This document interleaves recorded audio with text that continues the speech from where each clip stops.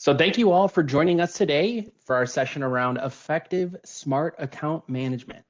We truly appreciate you taking the time out of your day to engage with Ray Allen. For over 20 years, our team has been working closely with Cisco to deliver to their partners IT asset management solutions that connect their channel, unify their sources of truth, and govern their data to drive real business outcomes. A few housekeeping items. This is a live event that is being recorded. We will be sharing the recording with each of you. If you have any questions about any of the content presented today, feel free to enter them into the Q&A and our team will take action to help answer them.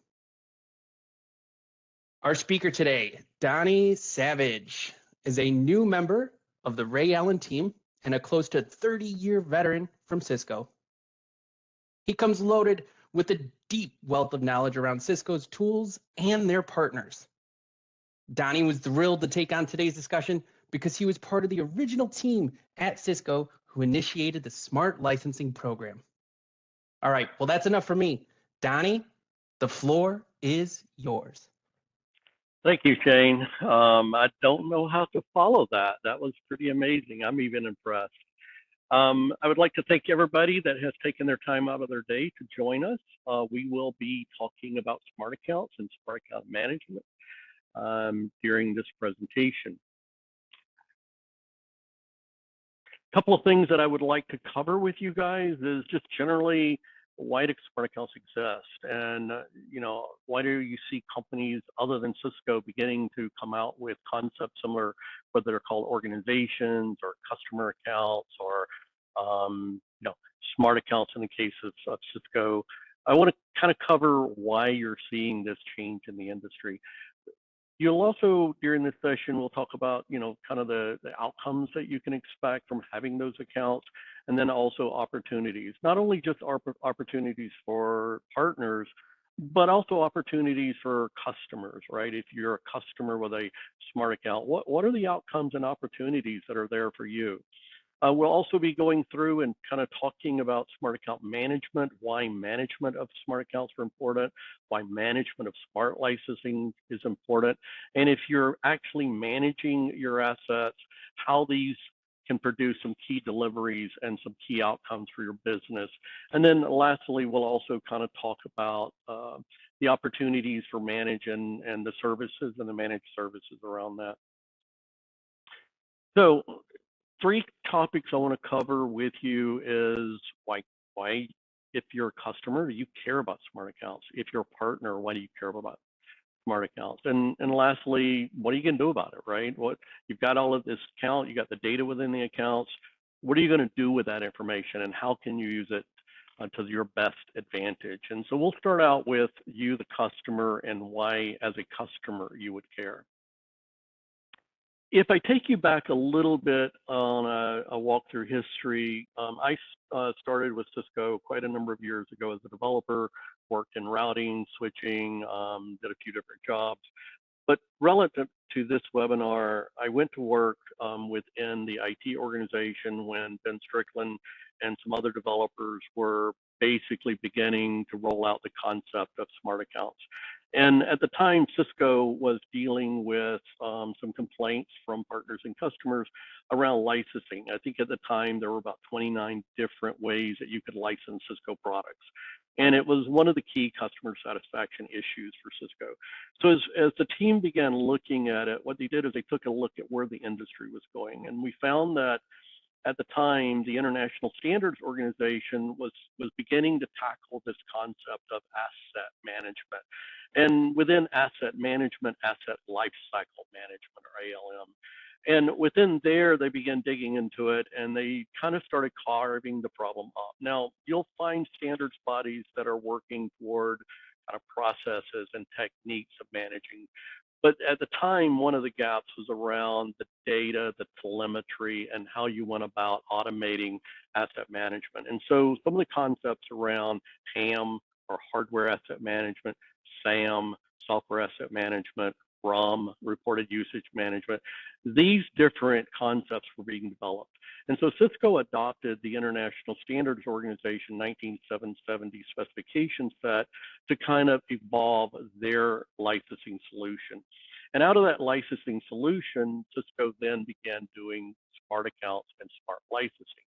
And smart accounts now had the ability for devices to provide telemetry or data that would populate the smart account and then provide insights into software purchase and software consumption. The other thing it allowed Cisco to do was to be able to provide to the customers a view of their software license compliance. And while Cisco has traditionally not been very hard around enforcement of compliance, and in fact, many products will just simply warn you if it's out of compliance, there are products that will actually enforce their functionality, like prevent software upgrades or prevent configuration changes, or potentially, especially in the case of regulatory requirements around export control laws, will simply not allow that feature to work. So as the license became, Cisco began looking at more and more of what assets were possible for managing within the smart account construct. And so one of the things that you may be asking at this point is, well, what is an asset? You know, is it software? Is it hardware? What it is? And basically assets, there's nothing magical about them. They're just something of value. An asset can be a chair in your conference room. An asset can be the laptop that maybe you're watching this presentation on. These are tangible assets. These are physical things that you can touch, you can count. In the case of the networking world, you can walk through a data center and you can see the routers, you can see the switches, you can see the UCS boxes, right? And these are countable, measurable, right? Acquiring them is also a very transactional event, meaning that if I'm in the networking team and I need a router, the router doesn't magically show up in my hands. I need to go get a quote on it. I need to provide the quote to my procurement team. My procurement team then needs to provide a PO. My partner then needs to fill the PO, go to Cisco through Commerce, purchase it, have it shipped, and then it shows up. Well, with intangible assets such as software licensing, right, it's less transactional in that way. And by that, I mean that if I'm in the networking team and I've got a router and I want to try out a new feature, I enter a configuration command. Simply typing that configuration command can result in an entitlement being sent up to Cisco, Cisco registering as a license in use. Now my account is either consuming a license potentially that I own, or my account is showing that I'm consuming a license that I don't own, which means I'm now out of compliance. And so as you begin looking at your assets and looking at, think about what's tangible and what's intangible and the differences between acquiring those.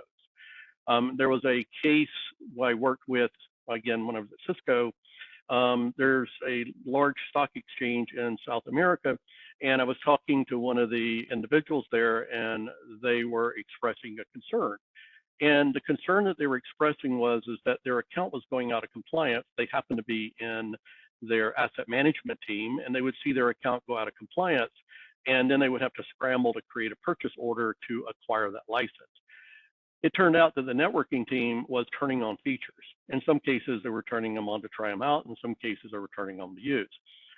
So that resulted in a bit of a change in operation and a change in the way that the customer had to do business, right? Because again, it's not about that tangible asset that you initiate a purchasing process to acquire. It's about simply doing an action that results in a consumption that can then drive. The other thing when you're thinking about assets is don't think just in terms of I have a physical box and I have a piece of software. There are other assets that you have. Your licensing agreements, right, will lead to things like software upgrades. They will lead to things like feature capabilities, contract management, your EA, for example, if you have an enterprise agreement, that is a form of an asset, right, and that you can then manage. if you begin looking at why the International Standards Organization and why companies like Cisco began looking at this, part of it is just really around where the S&P 500 is going. It's around how Wall Street is looking for companies for generating revenue. Historically, you would buy a box, you would pay like $5,000 for the software, you'd get the box, you were good to go. But as times have evolved, especially around the new compute models, especially as a service type stuff, right? If you're looking at any of the compute offerings that are out there,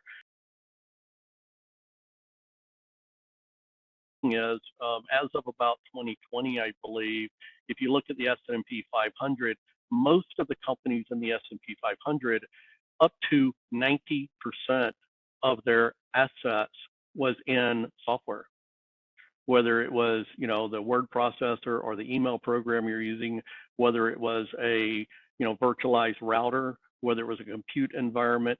These all represented assets that were all intangible, right? That they were all part of your growth. And so as you look over the next 12 to 18 months, you need to begin thinking about, if you're not already there, what is your expansion period going to look like? How are you going to evolve your business as it goes from predominantly a tangible hardware-based asset to an intangible software-based asset? And then begin thinking about, okay, great, I've got this, I've got my smart account, I now have my consumption, I now have my visibility into it. What am I going to do with that data? How's that data going to be useful for me? What insights can I get from that data? And these are all things to not just think of the smart account as, oh, hey, I log in here and I've got some license sitting in here, right? But begin thinking about how that information will provide insights to you. The other thing to think about in terms of the smart account is the promise of the smart account, right? When it was originally being built at Cisco, right, we wanted to basically give that insight to you, to give that data so that you could then apply that data to your business models. So part of the smart account was to offer you, right, increased self-management. You're managing the license, you're controlling where the license are within your account. You can group the license in ways that meaningful to you in the form of a virtual account. You can also control who has access to that information, right? So not only within your company, but what teams can create tokens to register products to consume those licenses, but also you can limit that token in terms of how many of the license can be consumed. You can also add partners to your account to give partners visibility to all or part of your account. And in terms of who you give visibility is entirely up to the customer, right? You, the customer. And so as you give the partners, there should be value. They should be giving you something back in value for helping with that, right? Maybe it's in terms of helping expedite purchase orders, or maybe it's in the form of helping educate or train on the different software upgrade models and processes. Maybe, with Cisco's PX and CX coming out, maybe it's in management of products that are part of your CX reports or part of your PX reports. Also in terms of features and utilization, right? Getting that information back.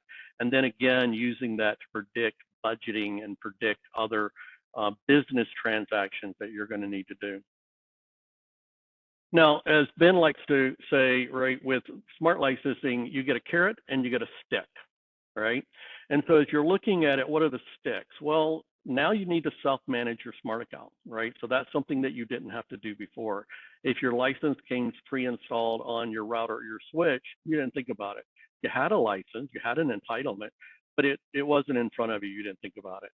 But now you do need to think about it. And so you also need to change how you deploy products, right? So the products that you have need to be able to report telemetry up so that you can see consumption. So that's a difference, right? That's part of the stick, if you will. But the carrot also brings data to you, data that's actionable. Since you're reporting telemetry up to Cisco and that telemetry is being reflected in your smart account, you can determine what you've bought and, more importantly, what you're consuming. Have you purchased license for a program and that program is delayed in rollout? Typically, the procurement department may not have visibility into the network operations or vice versa. So you're actually able to see what you've bought and more importantly, what you're using. And then this can in turn help you with your budgeting. So if you've got an enterprise agreement and you see your consumption going up, and you know that you're getting to your percentage level that a true forward event might occur, you can at that point take action to start thinking about your budgeting. You don't have to wait for the true up event to trigger and then get a notice, hey, I've got a true up and I need to go react to that. And then of course, depending on the industry you're in, there may be regulatory requirements. Example, the stock exchange I was commenting, where by law they're required to stay in compliance. And so you're able to actually see if you're in compliance and understand where you are in that respect and whether any actions need to be taken. The other things that you think about in terms of smart licensing and the opportunities of the data that's in the smart account is around operational opportunities, right? Being able to locate your license, being able to have licensing show up in your smart account electronically after purchase, to be able to look at your OpEx costs, to be able to predict where you're going, as I mentioned earlier.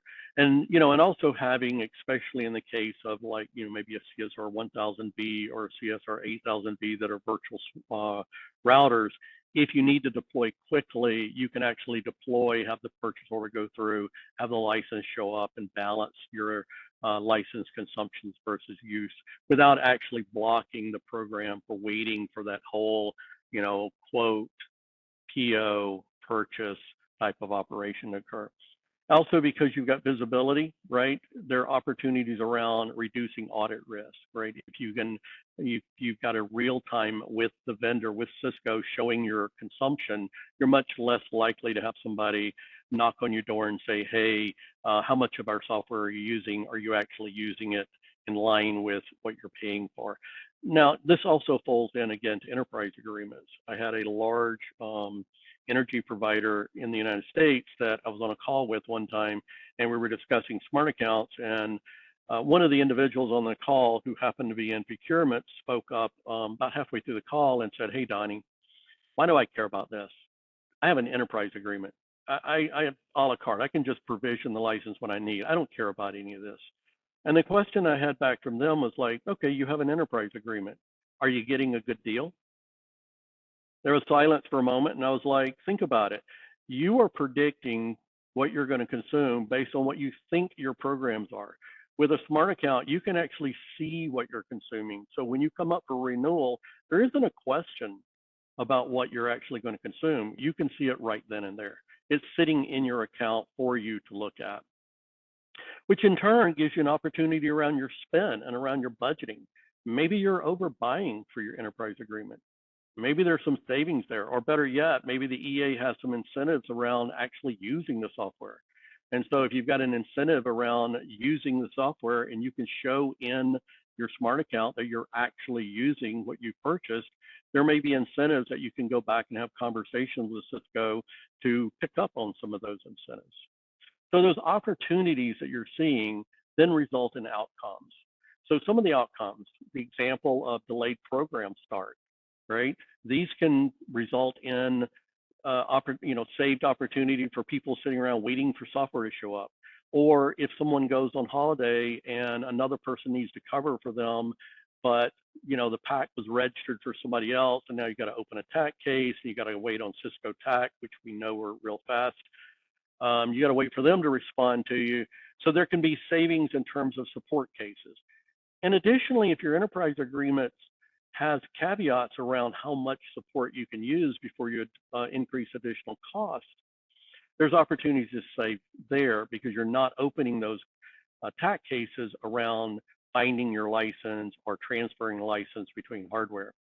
The other outcomes around audit, and this is just kind of some information that was pulled from the industry in terms of the number of companies that have actually went through audits.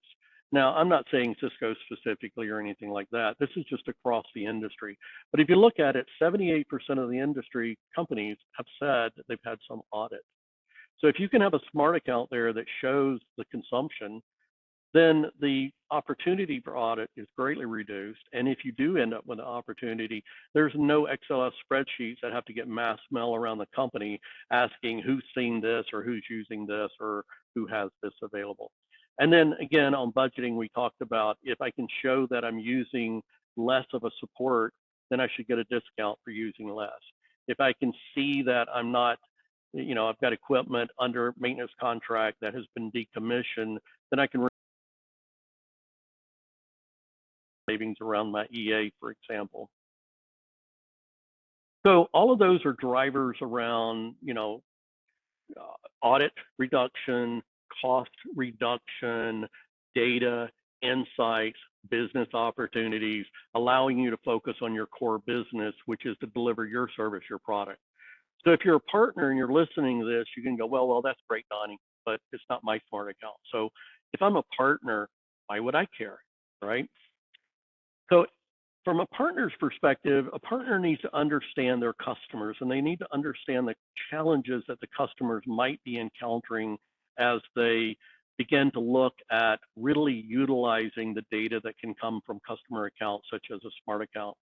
And part of that is to understand the challenges, right?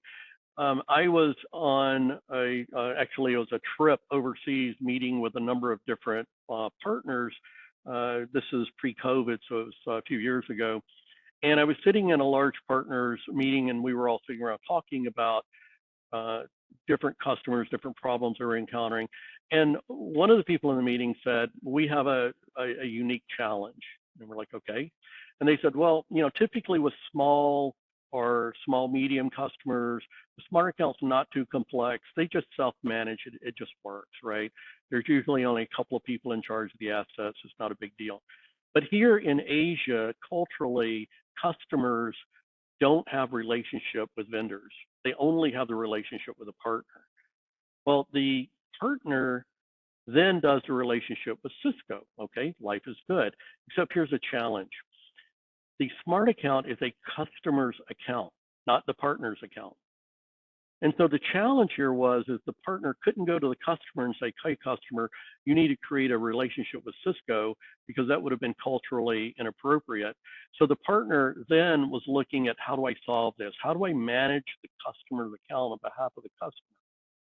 And so understanding those unique business opportunities meant that this partner could then go into their SMB, small, medium businesses, and have an offering around managing the account on their behalf and actually retain that business.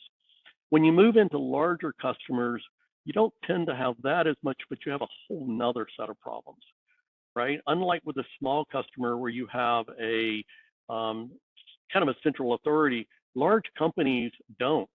And in fact, you may find one team doesn't want another team to touch their license or have anything to do with their equipment.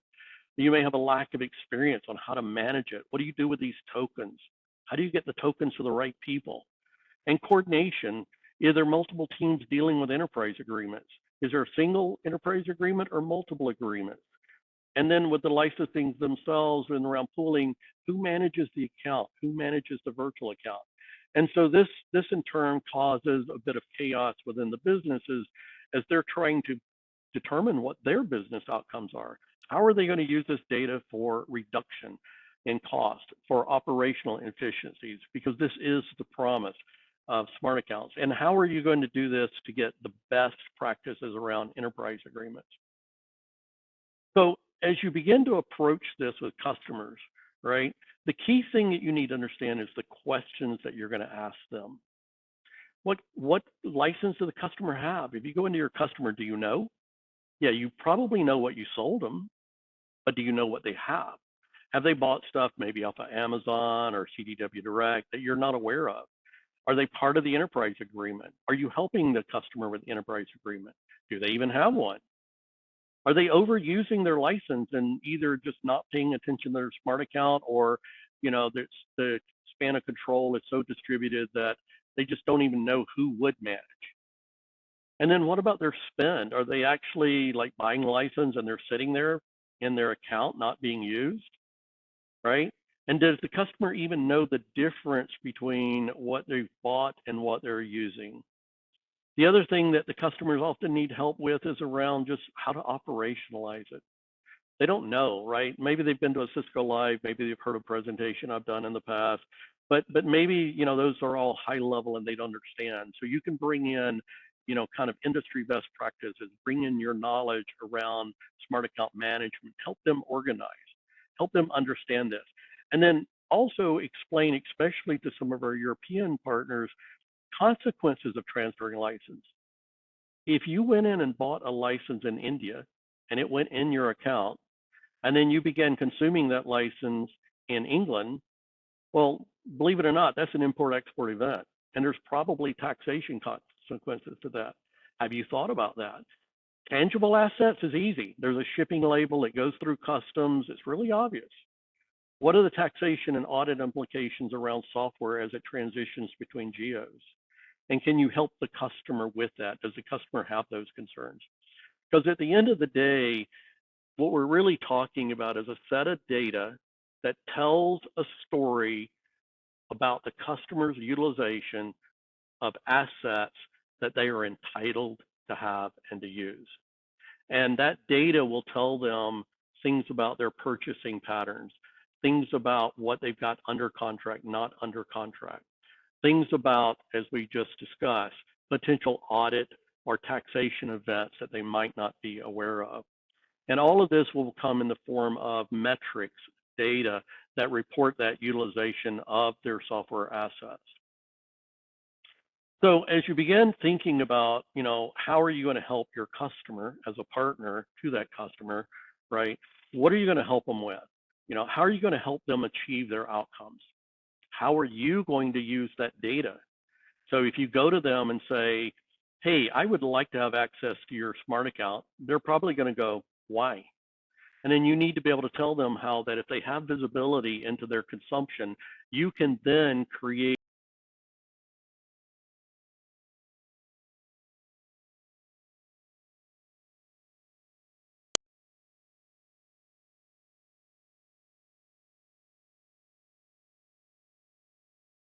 account is and how it's used.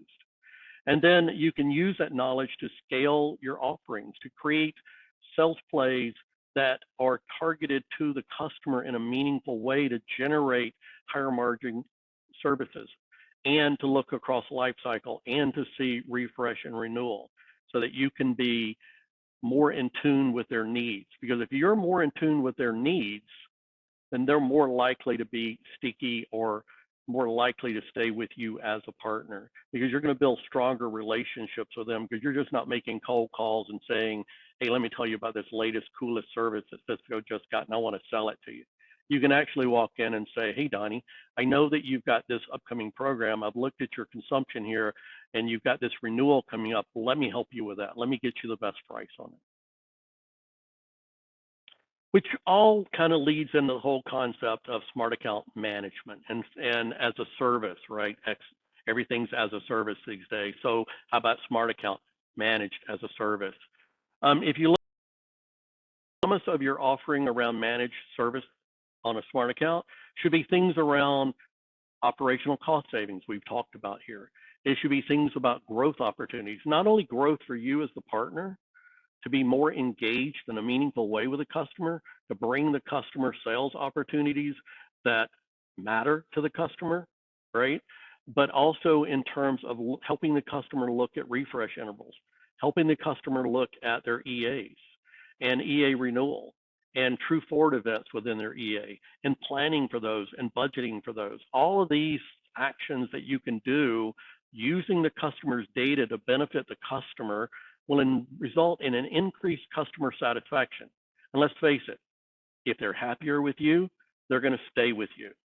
If your competitor's coming in and doing this for them, they're going to be happier with your competitor.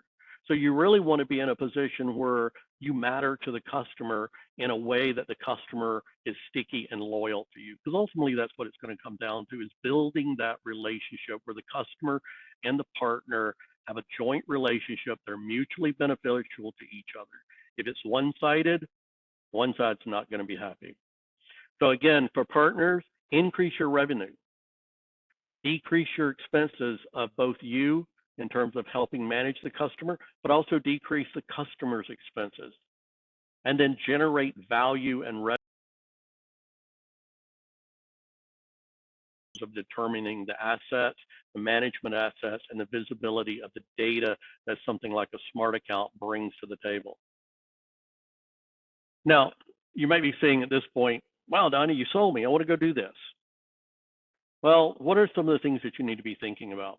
Well, number one's resources, right? Do you have a point of contact?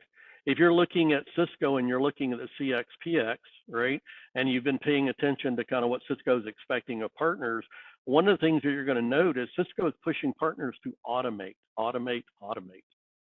Manual processes are a thing of the past. With this new whole digitization of business, interconnect of business, business to business APIs, you're finding a higher drive and a higher demand for more integration, right, in automated ways, not, no longer hiring a pool of people to sit around and enter contract details. So you're going to be looking at how you're going to bring those resources on. Where are you going to get your subject matter experts from? Who's going to talk to your customer to help your customer understand this? Where are you going to get your license management techniques, token management techniques, right? Who's going to do that on behalf of the customer, or who's going to train to do that on the customer's behalf? And then your reporting, right? Because ultimately, all of this data, you need to get insights from it. You need to draw business intelligence from those reports. So what reports will you generate? Are they going to be looking at the install base? Will you be getting reports on maybe security advisories, software version usage, devices that are on golden images versus not on golden images?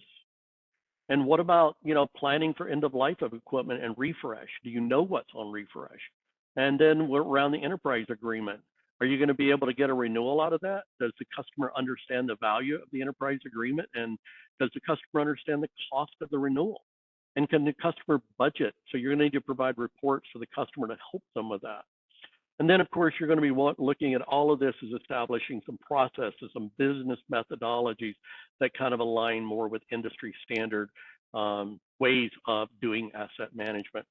And then, again, looking at Cisco requiring more integration with automation, what are you going to do for tooling? You've got the Smart Account portal, but that's not telling the entire story, right? You've got the Smart Account portal, you've got the CX portal, you've got the LRP, right? Your traditional license portal. You've got your enterprise agreement. How are you going to unify all of that information into a data model that's consumable and understandable? Because that's really the big insight, right? If I hit you with too much data, it becomes unuseful. It's interesting data, but is it useful data? So as you're looking at your tooling, you need to take that interesting data, boil it down into a way that's useful, meaning that I can draw business information from it, that I can get hardware licensing, all of the assets, I can get insights into consumption, I can get visibility, I can drive that into my operations, or into the customer's and I can optimize pricing for the customer, and I can give the customer offers that they need, not offers that I want to sell them. So as you begin thinking about that smart license managed service, right, it's probably, if you know Ray Allen, you know that we have been in the asset management business for quite some time, and we have solutions in that. And one of the things that Ray Allen does have, and again, you can build this on your own, or you can look at this as an offer. Ultimately, what you do is up to you. But Ray Allen does have a smart licensing management offering. It does bring on industry experts, people who've been doing asset management, working with the standards bodies, working with Cisco. In fact, Cisco is using the smart license managed service that Ray Allen has.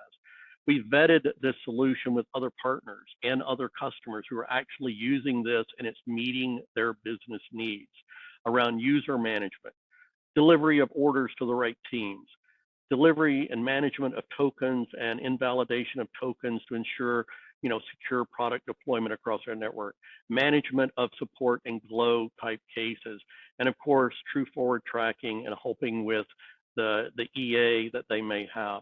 So all of these practices Ray Allen has and actually has in an offering that's available today. It's turnkey. You sign up for it. Ray Allen does the heavy lifting for you being the partner or for you being the customer.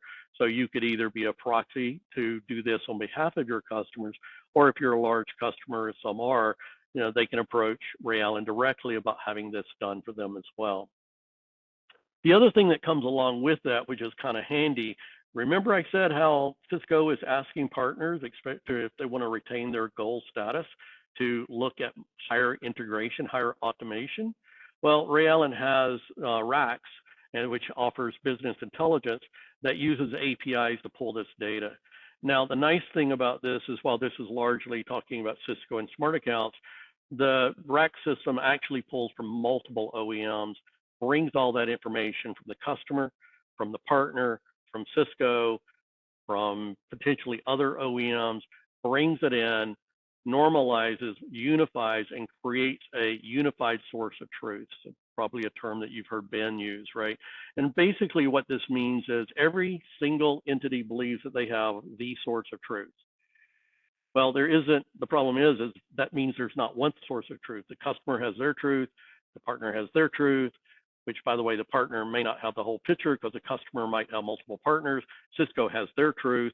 But with the RAC system, because we can pull from all of the APIs from all of the different data points, we can pull all of that data that I talked about earlier that's coming at you, put it together, package it in a way that not only is it consumable, but it provides business insights and business intelligence that then becomes actionable.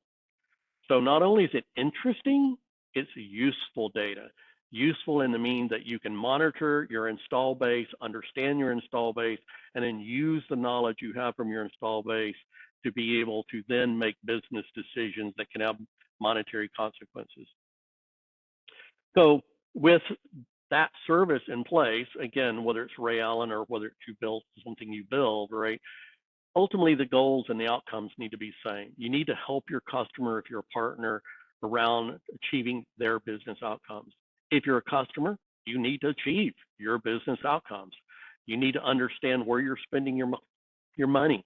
You need to understand what are the risks to your company around audits. You need to use this data to help you with budgeting.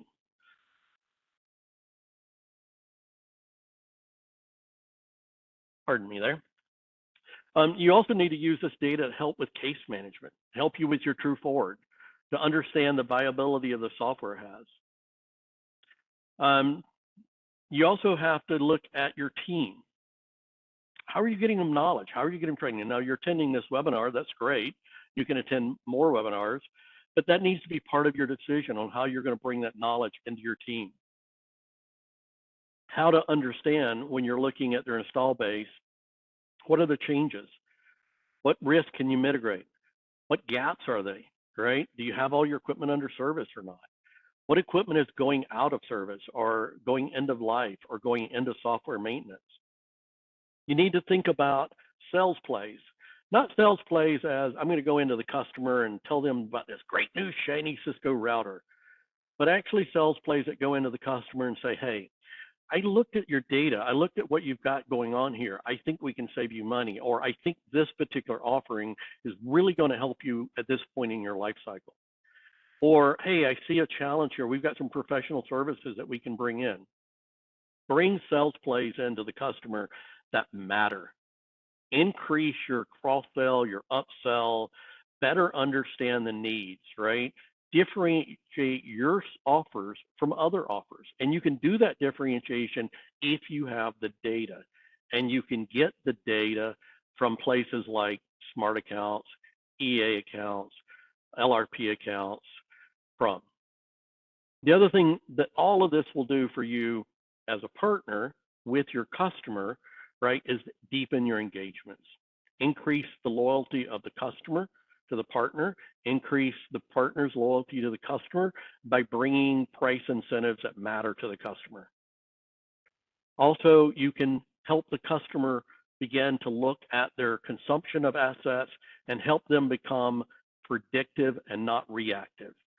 They can begin looking at their EA and their true up events, true forward events, and begin planning for those early on so that it's not, hey, hey, Donnie, did you know that your EA is coming up in 30 days? Let me renew that for you. And then Donnie's sitting here scrambling, going, oh God, I don't know what I used. I don't know what I've got in service. I don't know what's going end of life. I don't know what's sitting in the wiring closet. And now I'm scrambling. Instead, this can be a continual conversation where when it comes up, you call up and say, hey, Donnie, 30 days from now, your EA, I'm already working on your quote. I think I got it built out. Would you like to look over it? That's a much better reaction for me to that model than calling me up and going, hey, cough up a couple mil here. I need, so ultimately that in turn improves your renewal rate and my renewal rate because I get value and I can budget for that value.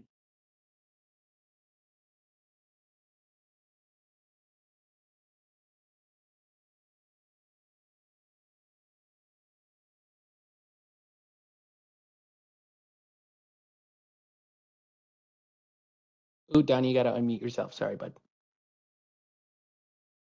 Oh, wow. How long's it been muted? Not cool. Okay. Just a slide. Oh, Just a slide. The whole oh webinar. man. No. Oh my God. All right. Go Stop, Shane. ahead. You're freaking me out, buddy. No, All right. you're good. So as you begin looking at your smart license managed service, right? Start thinking about this, right? Cisco is changing, right? They're pushing more and more into a integrated business model. They're pushing more and more for renewable type revenue streams, subscriptions, postpaid, prepaid, right? And all of this is going to be built around telemetry, data that reports consumption, whether you're using postpaid or prepaid type solutions.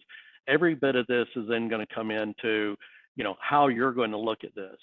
Well, Cisco is recommending Ray Allen to customers who are having challenges. Partners are already using Ray Allen to help with these challenges, and customers are. So as you begin to look, right, and you begin to think about the build buy decision, think about the things we talked about. What is the insights that you're trying to get to the data, and how are you going to build out an offering to that customer?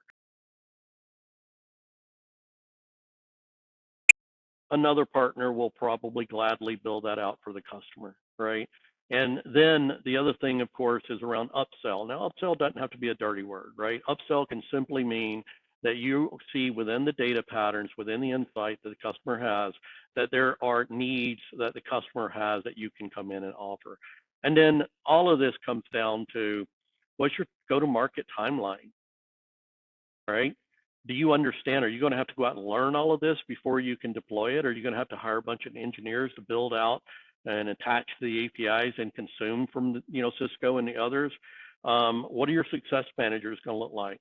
How are you going to maintain your goal status with Cisco when Cisco comes in and says, show me your documented practices, show me your automation, show me your API usage, show me how your PX is connected to the CX?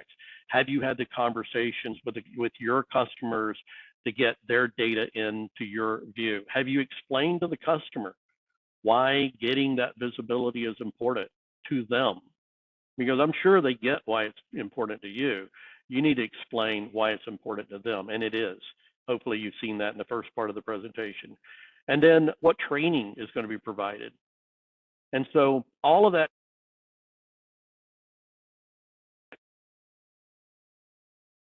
comes down to ultimately IT asset management is here.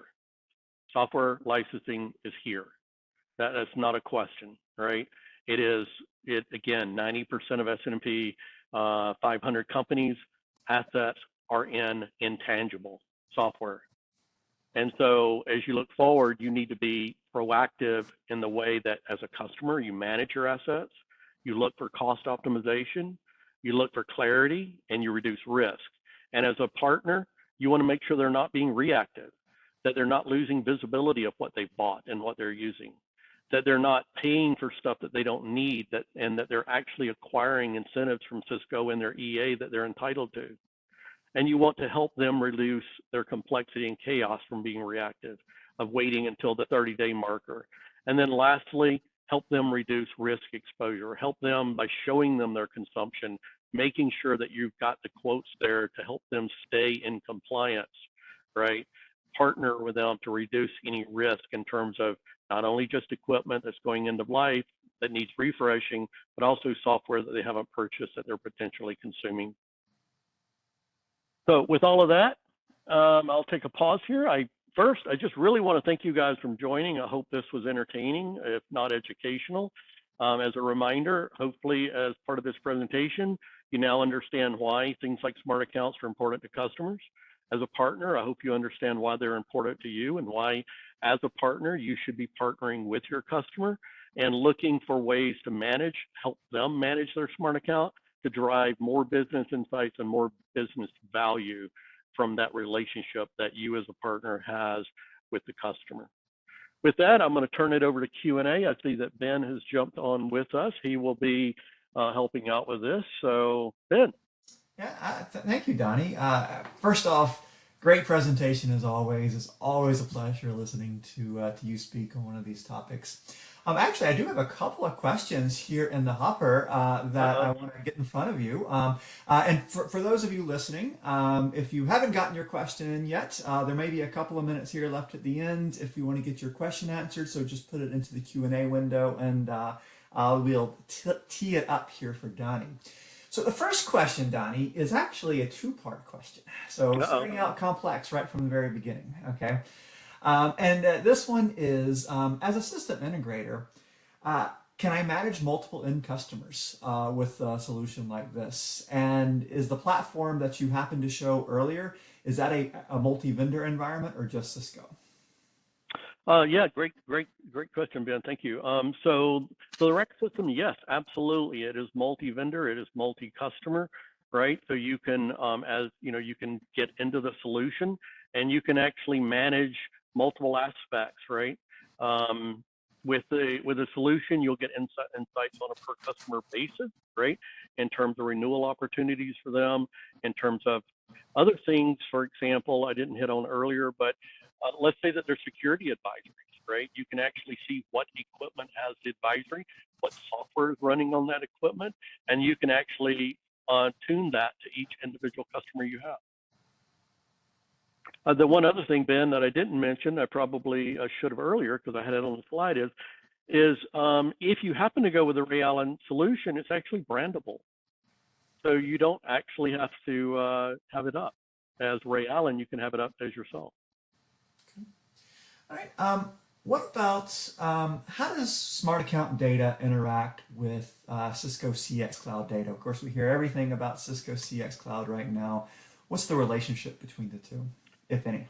Yeah, so I retired out of Cisco back in January, and so when you're looking at it, the CX/PX story is very rapidly evolving. Cisco is very much moving, again, looking at kind of that digitization of business. By and large, the CX pulls a lot of its data from your smart account, right? Now, this doesn't mean that you can say, hey, I'm just going to use CX and ignore the smart account. You can't, because there's things that the smart account has and things that it does it's not available. But the general direction seems to be an evolution by Cisco into more of this CX type way of looking at consumption of assets, reporting of assets. Ultimately, the other portals remain there, so you're going to have to work with them, be it your enterprise agreement portal or your SA Smart Accounts portal. Those are still there, but there is that general evolution toward more modern ways of looking at software and hardware asset management. Okay. Thank you, Donnie. Next question I have up for you is, you broached on this a little bit earlier, but I saw a question come in about this. Would you mind speaking just a little bit more about how you can actually leverage that smart account data, either for renewals or maybe for incentive management? Yeah, so I don't know if there's a particular piece of information you're looking for, but remember, your smart account contains we'll say two key pieces of information, two key pieces of knowledge, right? Part of the knowledge that the smart account has is what you bought, what do you own, right? And when you purchase license, they go into your smart account. And then as you register your products and your products report telemetry, that reports the usage of those products off. So you get a view of what did I own and what am I using. Now, all of that data around what I own and what I'm using can then be used in the EA process, right? To be able to tune your EA in terms of buying an EA that maps what you're using, to understand based on your usage growth when you might trigger, like when I might cross a 10% threshold and trigger a true forward event, or when I might, toward the end of it, looking at my growth. Did I hit the growth I wanted? Am I below? Am I above? And then be able to budget for what my EA renewal might be. Is that in line with what you think the question is, or? Yep, I think you about covered it there. Okay. Yeah. And then I think I've got one last question left, unless anybody. Oh, I got one last one that just came in.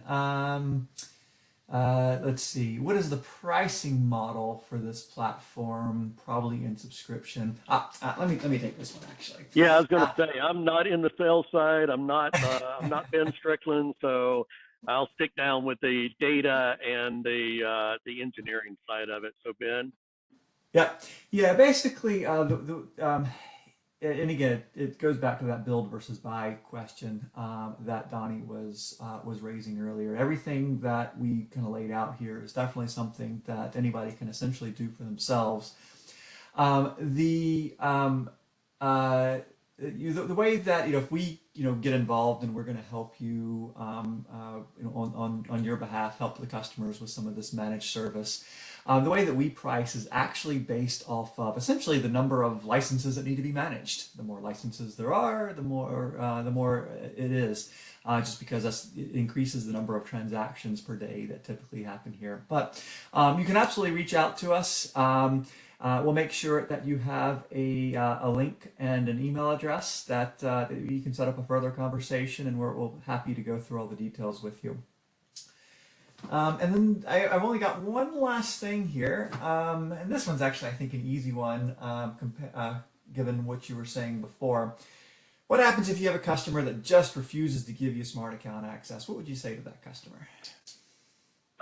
So when I was at Cisco, I actually had this question, especially Cisco Live. I had partners that would come up to me and say, "Hey, I asked a customer to get access to their smart account." They said no. And I mean, and this answer, please don't think it's flippant. It's not intended to be. But ultimately, the question that I ask back to them is like, great, what value are you bringing to them? Why should they?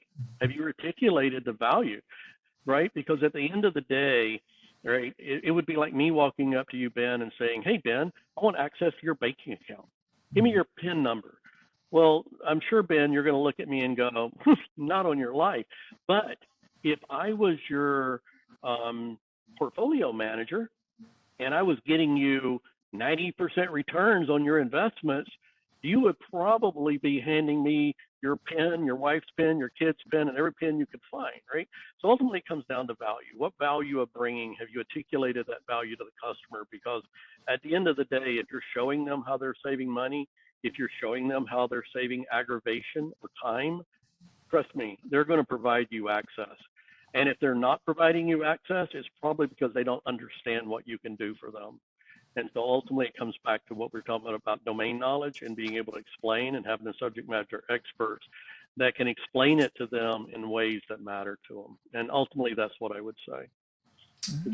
Show them the value, they'll give you the access to the data.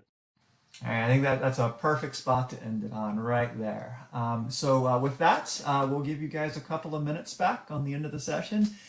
Donnie, just have to say again, thank you so much for the session today. It really was spectacular, and looking forward to more of these in the future. Happy to help, Ben. All right. Bye, all.